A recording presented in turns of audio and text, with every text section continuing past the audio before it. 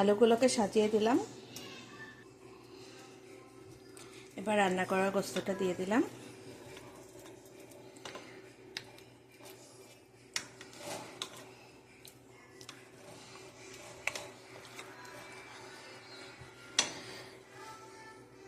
দিয়ে দিলাম বেরেস্তা।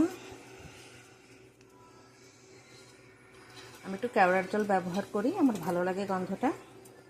আপনাদের ভালো লাগলে আপনারাও দিতে পারেন। এরপরে দিয়ে দিলাম দুটো কাঁচামরিচ।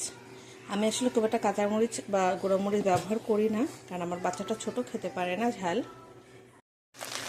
আমার বিরিয়ানি রান্না